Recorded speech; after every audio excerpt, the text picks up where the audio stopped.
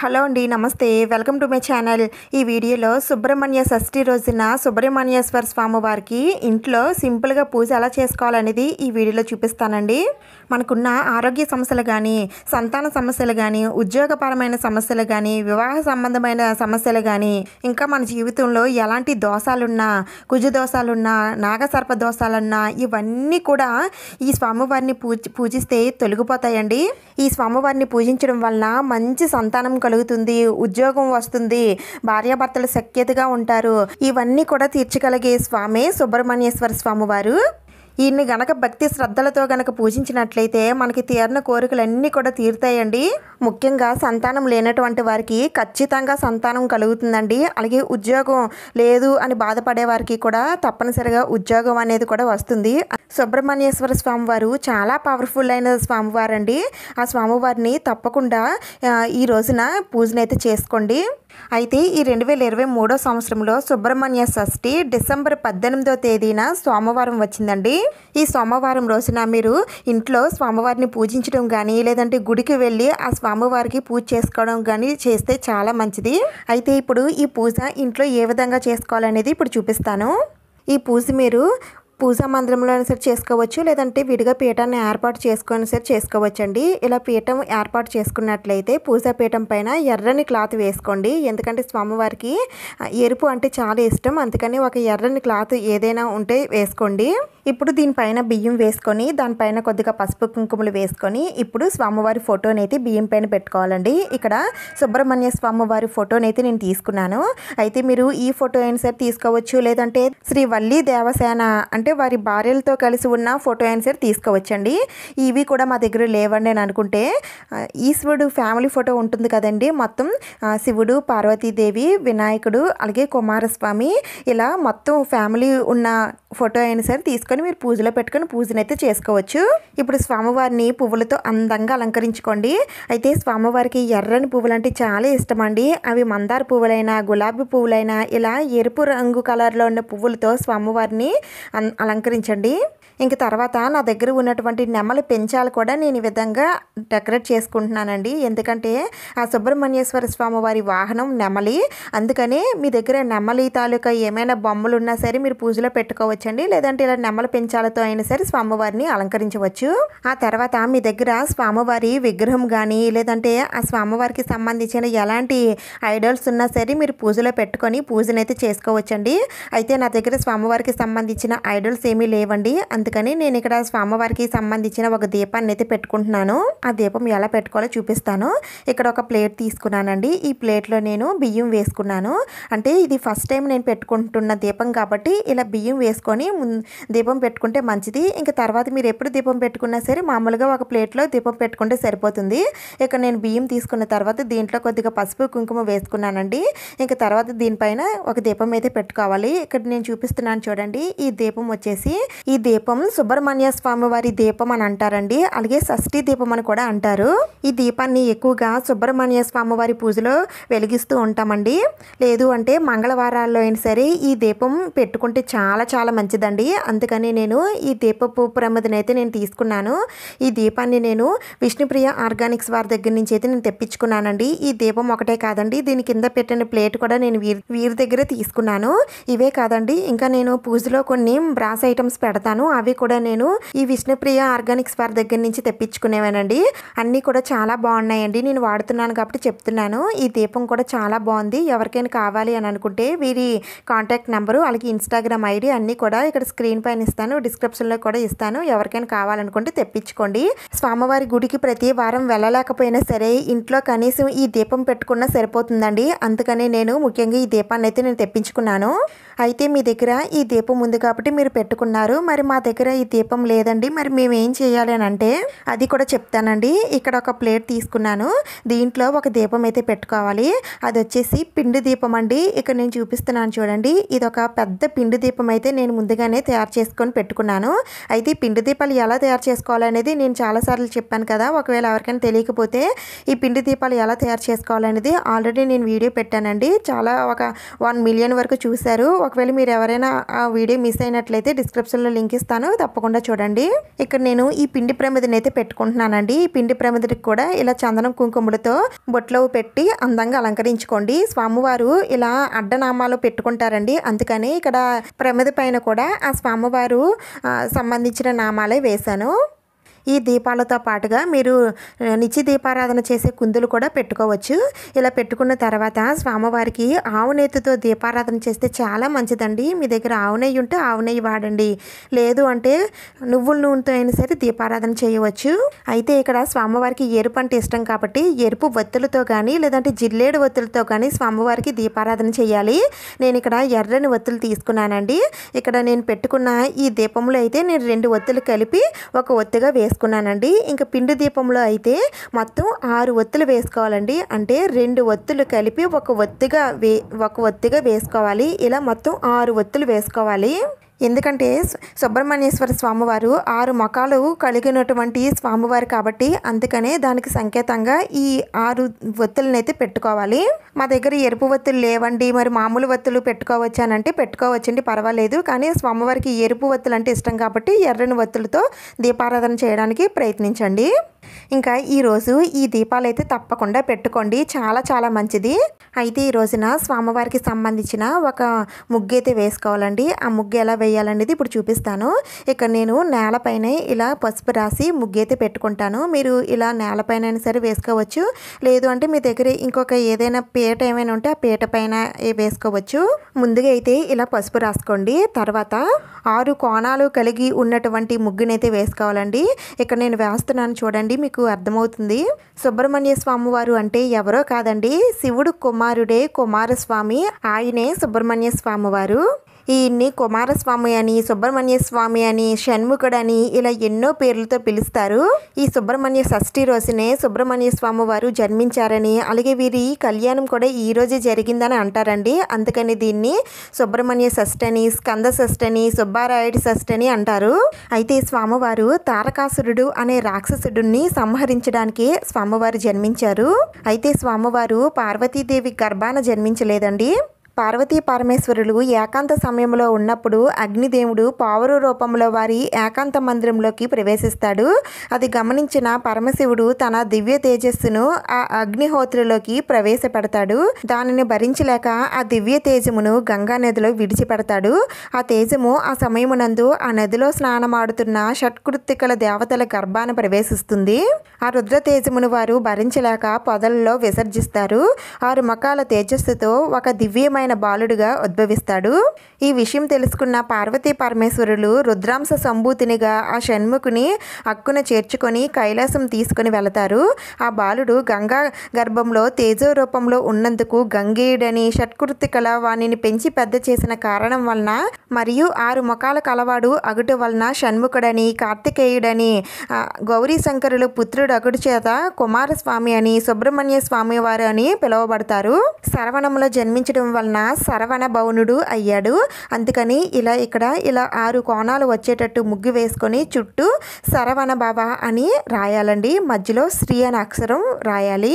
అయితే కుమారస్వామి సుబ్రహ్మణ్య స్వామి వారిగా ఎలా మారారంటే, సర్పరూపంలో ఉన్న శ్రీ వల్లిని వివాహం చేసుకోవడానికి కుమారస్వామి సుబ్రహ్మణ్య స్వామి వారిగా అవతరించారు. ఇలా అవతరించిన తర్వాత వీరిద్దరి వివాహం జరిగింది. అందుకని ఈ రోజున వీరిద్దరి కళ్యాణం జరిగిన రోజు కూడా ఇదే అని అంటారు. అందుకని ఈ రోజున ఎవరికైతే వివాహం జరగట్లేదో వారు ఈ రోజు గుడిలో జరగనున్న స్వామి అమ్మవార్ల వివాహ వేడుకల్ని చూసినట్లయితే వారికి వెంటనే వివాహం కుదురుతుంది. ఇంకా ఇక్కడ నేను ఈ ముగ్గు చుట్టూ కూడా ఇలా తమలపాకులు పెట్టుకొని దీనిపైన పిండి ప్రమిదలు పెట్టుకోవాలండి. అది కూడా 6 పిండి ప్రమిదలు పెట్టుకోవాలి. దీంట్లో కూడా ఆవు నెయ్యి కానీ నువ్వుల నూనె కానీ వేసి ఎరుపు ఒత్తులు 2 ఒత్తులు ఒకటిగా చేసి వేయండి. అలాగే ఈ దీపపు ప్రమిదల్ని మీ దగ్గరున్న పువ్వులతో అందంగా అలంకరించుకోండి. ఇంకా ఈరోజు తెల్లవారుజామున నిద్ర లేచి తలంటి స్నానం చేసి ఇల్లు గుమ్మాలన్నీ కూడా శుభ్రపరచుకొని స్వామివారికి మీరు ఇంట్లో పూజ చేసుకోవాలనుకుంటే ఈ విధంగా ఇంట్లో పూజ చేసుకోండి. లేదు అంటే మేము గుడికి వెళ్ళి స్వామివారికి పూజ చేసుకుంటామని అనుకుంటే సుబ్రహ్మణ్య స్వామి వారు గుడికైనా వెళ్ళొచ్చండి. లేదంటే శివుడి గుడిలో ఉన్న జంట నాగులు ఉంటారు కదండి, అక్కడికైనా సరే వెళ్ళి మీరు అభిషేకం చేసి పూజనైతే చేసుకోవచ్చు. ఒకవేళ నాగల చవితి రోజున పుట్టలో పాలు ఎవరైతే వెయ్యలేదో ఈ రోజు పుట్ట దగ్గరికి వెళ్ళి స్వామివారికి పొట్టలో పాలు సమర్పించి పూజనైతే చేసుకోవచ్చండి. ఇలా ఎలా అయినా సరే స్వామివారికి పూజ చేయొచ్చండి. కానీ పూజ చేస్తే చాలా చాలా మంచి ఫలితాలు అయితే కలుగుతాయి. నేను పర్సనల్గా మా ఇంట్లో చూశాను కాబట్టి చెప్తున్నానండి. పెళ్ళిళ్ళు ఆలస్యమైన, సంతానం లేకపోయినా, ఆరోగ్య సమస్యలున్న, భార్యాభర్తలు సఖ్యతగా లేకపోయినా, దేనికైనా సరే ఒకే ఒక పరిష్కారం ఆ సుబ్రహ్మణ్య స్వామి వారిని పూజించడం అండి. నమ్మకంతో ఆ స్వామివారిని పూజించండి. ఈరోజు ఒక్కరోజే పూజించాలా లేదంటే ఎన్ని వారాలు ఎన్ని రోజులు పూజించాలి అనేది కూడా చెప్తాను. సుబ్రహ్మణ్య స్వామివారిని మంగళవారాల్లో పూజ చేస్తే చాలా చాలా మంచిదండి. స్వామివారి గుడికి వెళ్ళి స్వామివారికి అభిషేకం చేయించుకొని పూజ చేయించుకుంటే మరీ మంచిదండి. 9 మంగళవారాలు కానీ, 11 మంగళవారాలు కానీ, లేదా 16 మంగళవారాలు కానీ, లేదంటే 21 మంగళవారాలు అయినా సరే పూజిస్తే మీ సమస్య అనేది తప్పకుండా తీరుతుందండి. మీ కోరిక అనేది నెరవేరుతుంది. ఇన్ని వారాలు మేము చేయలేమండి అని అనుకుంటే మీకు వీలు కుదిరినప్పుడల్లా స్వామివారి గుడికి వెళ్ళి మీరు పూజనైతే చేసుకోండి. అది కూడా కుదరదండి అని అనుకుంటే సంవత్సరంలో వచ్చే ఈ సుబ్రహ్మణ్య షష్ఠి రోజు ఈ ఒక్క రోజైనా సరే ఆ స్వామివారిని భక్తి శ్రద్ధలతో పూజించండి. నేనైతే ఈ విధంగా పూజలో అన్నీ కూడా పెట్టేసుకున్నానండి. ఇంతేనండి, ఇవి పెట్టుకుంటే సరిపోతుంది. ఈ విధంగా పూజలు అన్నీ పెట్టేసుకున్నాక ఇప్పుడు పూజనైతే ప్రారంభిద్దాం. ముందుగా మనం పెట్టుకున్న దీపాలను వెలిగించాలి. ఇక్కడ ముందుగా మనం పెట్టుకున్న నిత్య దీపాలు ముందుగా వెలిగించుకోవాలండి. ఆ తర్వాత స్వామివారికి పూజ చేసేటప్పుడు ఈ పిండి ప్రమిదల్లో ఉన్న దీపాలన్నీ కూడా వెలిగించుకోవాలి. అయితే మనం ముందుగా పూజించాల్సింది వినాయకుడిని కాబట్టి వినాయకుడికి పూజ చేసిన అనంతరం పిండి ప్రమిదల్లో దీపాలను అయితే వెలిగించుకోండి. అయితే నేను ఇక్కడ వినాయకుడిని పెట్టుకోలేదు కాబట్టి నేను అన్ని దీపాలు కూడా వెలిగించేస్తున్నాను. మీరు తప్పకుండా వినాయకుడిని పెట్టుకొని పూజనైతే చేసుకోండి. పూజా మందిరంలో చేసుకున్నట్లయితే పూజా మందిరం ఎలాగో వినాయకుడు ఉంటాడు కాబట్టి వినాయకుడికి పూజ చేసుకున్న అనంతరం ఈ పిండి దీపాలన్నీ కూడా వెలిగించుకోండి. ముందుగా వినాయకుడికి పూజ చేసుకున్న తర్వాత వారి తమ్ముడికి పూజ చేసుకోండి. వినాయకుడు తమ్ముడే కదండి ఈ కుమారస్వామి అయినా సుబ్రహ్మణ్య స్వామి వారైనా, అందుకని అలా చెప్పాను. ఇలా దీపాలన్నీ కూడా వెలిగించుకున్న తర్వాత ఈ దీపపు కుందుల దగ్గర కొద్దిగా పసుపు, కుంకుమ, అక్షంతులు వేసి దండం పెట్టుకోండి. అలాగే ఈ షట్కోణాల దగ్గర పెట్టుకున్న ఈ దీపపు కుందుల దగ్గర కూడా కొద్దిగా పసుపు, కుంకుమ, అక్షంతులు వేసి దీపాలకి దండం పెట్టుకోండి. ఇప్పుడు స్వామివారికి అగరబత్తులతో ధూపం వేసి కొద్దిగా అక్షింతలు స్వామివారి పాదాలపైన వేసి ఆ స్వామివారికి ఆహ్వానం పలికి ఆ స్వామివారికి సంకల్పం చేసుకోండి. మీరు స్వామివారిని దేనికోసం పూజిస్తున్నారు, ఎన్ని వారాలు పూజిస్తారు అనేవన్నీ కూడా ఆ స్వామివారికి చెప్పుకోండి. ఆ తర్వాత మీ దగ్గర స్వామివారి విగ్రహాలు ఏవైనా ఉన్నట్లయితే ముందుగా స్వామివారికి అభిషేకం అయితే చేసుకోండి. పాలతో కానీ పంచామృతాలతో కానీ అభిషేకం చేసుకోండి. ఇలా అభిషేకం చేస్తే చాలా చాలా మంచిదండి. ఎవరికైతే సంతానం కలగడం లేదు, పిల్లలు లేరు అని అనుకునేవారు ఇలా అభిషేకం చేసినటువంటి ఈ ద్రవ్యాలని పూజ అయిన తర్వాత ప్రసాదంగా స్వీకరించినట్లయితే వారికి తప్పకుండా సంతానం కలుగుతుంది. ఆ తర్వాత మనకి ఇలాంటి అష్టోత్తరాల బుక్ అనేది మనకి బయట దొరుకుతుందండి. దీంట్లో అందరి దేవతల అష్టోత్తరాలన్నీ కూడా ఉంటాయి. ఇలాంటి బుక్ ఒకటి తెచ్చుకుంటే మీరు ఏ పూజ చేసినా సరే మనకి చాలా బాగా ఉపయోగపడుతుంది. దీనిలోనే సుబ్రహ్మణ్య స్వామి వారి అష్టోత్తరాలు, శ్రీ వల్లి అష్టోత్తరాలు, దేవసేన అష్టోత్తరాలు అన్నీ కూడా ఉంటాయండి. మీరు చదువుకోగలిగితే ఇవన్నీ కూడా చదువుకొని స్వామివారికి ఎంతో ఇష్టమైన ఎర్రని పుష్పాలతో ఎర్రని అక్షింతలో స్వామివారిని పూజించండి. మేము ఇన్ని చదవలేమండి అని అనుకునేవారైతే ఓం శ్రీ వల్లి దేవసేన సమేత శ్రీ సుబ్రహ్మణ్య స్వామినే నమః అనే మంత్రాన్ని 108 సార్లు చదువుకుంటూ పూజనైతే చేసుకోండి. లేదా ఓం సాం సరవణ భవ అనే మంత్రాన్ని మీరు ఎన్నిసార్లు వీలైతే అన్నిసార్లు మనసులో ఆ స్వామివారిని తలుచుకుంటూ పూజనైతే చేసుకోండి. ఈ విధంగా సుబ్రహ్మణ్య షష్ఠి రోజున కానీ లేదంటే మంగళవారాల్లో కానీ ఆ స్వామివారిని పూజిస్తే మనకున్న కుజ దోషాలు, కాలసర్ప దోషాలు, ఇంకా సంతాన సమస్యలు, వివాహ సమస్యలు, ఉద్యోగపరమైన సమస్యలు అన్నీ కూడా తొలగిపోతాయండి. మనం కోరిన కోరికలన్నీ కూడా నెరవేరుతాయి. ఆ స్వామివారిని మంగళవారాల్లో పూజ చేస్తే చాలా మంచిదండి. అందుకని తప్పకుండా మంగళవారాల్లో మీరు గుడికి వెళ్ళైనా సరే పూజ చేసుకోండి, లేదంటే ఇంట్లో ఉన్న స్వామివారికి అయినా సరే పూజ చేసుకోండి. ఇలా మాకు మంగళవారాల్లో కుదరదండి అని అనుకుంటే మనకి ప్రతి నెలలో కూడా షష్ఠి తిథి వస్తుందండి. శుక్లపక్షంలో వచ్చే షష్ఠి తిథి రోజున స్వామివారికి పూజనైతే చేసుకోండి. అయితే స్వామివారికి పూజ చేసేటప్పుడు కొన్ని నియమాలు అయితే పాటించాలి. అవి ఏంటంటే ఈ రోజున ఉపవాసం ఉంటే మంచిదండి. అది మీరు సాయంత్రం వరకు ఉపవాసం ఉంటామని అనుకుంటే ఉండవచ్చు, లేదంటే పూజ అయ్యేంత వరకు అయినా సరే మీరు ఉపవాసం అయితే ఉండొచ్చు. అయితే ఈ పూజ ఉదయం పూట చేసుకుంటే చాలా మంచిది. ఉదయం పూట అవ్వదు అని అనుకునేవారు సాయంత్రం సమయంలో అయినా సరే చేసుకోవచ్చు. ఈ రోజున ముఖ్యంగా బ్రహ్మచర్యం పాటించాలండి. నాన్ వెజ్ అస్సలు తినకూడదు. అలాగే కత్తిపీటతో అంటే చాకుతో తరిగినటువంటి కాయగూరలు సంబంధించిన వంటలు ఏమి కూడా తినకూడదండి. ఓన్లీ చేత్తో తురిమిన వంటలు మాత్రమే తినాలి. పూజ చేసిన చోట నేలపైన పడుకోవడం మంచిది. నేల మీద అంటే కటిక నేల మీద పడుకోమని అర్థం కాదండి. నేలపైన ఏ బెడ్షీట్ కానీ చాప కానీ వేసుకొని మీరు పడుకోవచ్చు.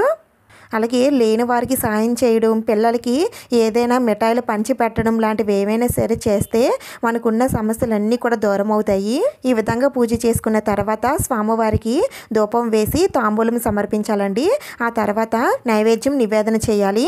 స్వామివారికి ఈ రోజున చిమ్ములిని అంటే నువ్వులు బెల్లం కలిపినటువంటి చిమ్ములిని నైవేద్యంగా నివేదన చేయాలి. అలాగే వడపప్పు పచ్చి చెలిమిడిని కూడా నివేదించాలి. వీటితో పాటుగా మీరు ఇంకా ఏమైనా ప్రసాదాలు పెట్టాలని అనుకుంటే పానకం పెట్టచ్చండి. అలాగే పాలు పెట్టచ్చు. ఇవన్నీ కూడా స్వామివారికి నివేదించవలసిన నైవేద్యాలండి. మీరు ఉదయం వేళల్లో ఇవి పెట్టినా సరే సాయంత్రం సమయంలో మళ్ళీ స్వామివారికి పూజ చేస్తారు కాబట్టి స్వామివారికి సాయంత్రం సమయంలో పాలు కానీ పానకం కానీ స్వామివారికి నైవేద్యంగా నివేదన చేయండి. అలాగే దీంతో పాటుగా స్వామివారికి అరటి పళ్ళుని కూడా నివేదన చేయాలండి. ఇంకా మీ దగ్గర కొబ్బరికాయ ఉన్నట్లయితే తప్పకుండా కొబ్బరికాయని కొట్టండి. లేదంటే ఏదైనా మంగళవారాల్లో మేము స్వామివారిని పూజిస్తామని అనుకుంటే అప్పుడు కూడా మీరు కొబ్బరికాయని నివేదన చేయవచ్చు.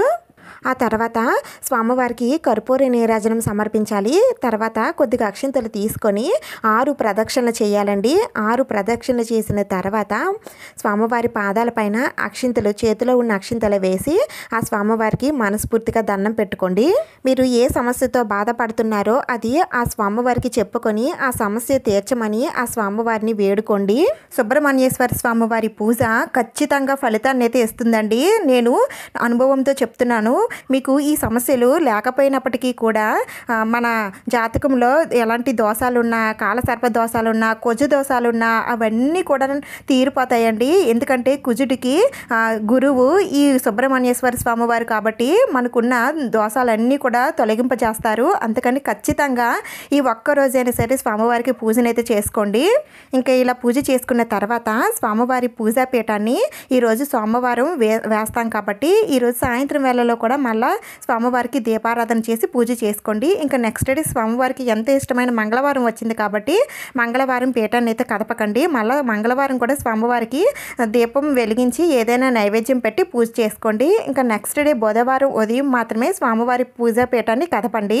లేదు మేము ఇన్ని రోజులు ఉంచుకోలేమని అనుకుంటే స్వామివారు ఉదయం వేళల్లో మీరు పూజ చేసుకున్న తర్వాత సాయంత్రం కూడా పూజ చేసిన తర్వాత పూజా పీఠాన్ని కదిపేయండి. ఇంకా మంగళవారం అయితే మీరు ఏదైనా గుడికి వెళ్ళి స్వామివారిని దర్శించుకోండి. అదే పూజా మందిరంలో చేసుకునే వారికి ఇలాంటి నియమాలు ఏమీ వర్తించవు. ఇంకా పూజలో పెట్టినటువంటి స్వామివారి షష్ఠి దీపం ఉంది కదండి, అది వాష్ చేసుకొని పెట్టుకుంటే ప్రతి మంగళవారం కూడా దీపారాధన చేసుకోవడానికి ఉపయోగపడుతుంది. దాని కింద బియ్యాన్ని మీరు వంటల్లో వాడుకోండి. ఇంకా బియ్యం పిండి ప్రమిదలు ఉన్నాయి కదండి, ఇవి ఏదైనా ఆవుకి పెట్టేయండి. లేదంటే ఎవరు తొక్కని ప్లేస్లో అయినా సరే వేసేయండి. లేదు అంటే అవి కొద్దిగా ఇలా చిదిమేస్తే మొత్తం పౌడర్ అయిపోతుంది కాబట్టి ఏదైనా పక్షులకి కానీ చీమలకి కానీ వేసేయండి. ఇంకా స్వామివారికి పెట్టిన ప్రసాదం మీరు ఈరోజు తినొచ్చండి. ఈరోజు మీరు ఉపవాసం ఉన్నప్పటికీ కూడా కొద్దిగా ప్రసాదం రూపంలో తీసుకోండి. అలాగే ఇంట్లో ఉన్న వాళ్ళందరూ కూడా తినొచ్చు.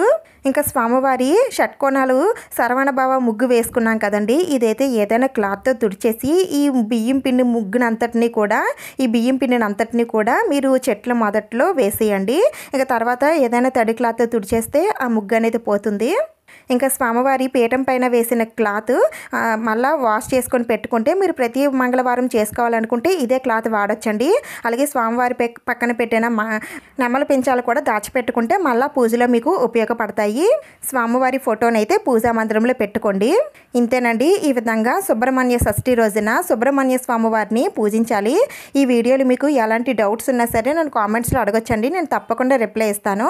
ఈ వీడియో మీకు యూజ్ అవుతుందని అనుకుంటున్నాను. వీడియో నచ్చినట్లయితే ప్లీజ్ తప్పకుండా లైక్ చేయండి, షేర్ చేయండి, సబ్స్క్రైబ్ చేసుకోండి. ఇంకొక మంచి వీడియోతో మళ్ళీ కలుద్దాం. Thank you for watching.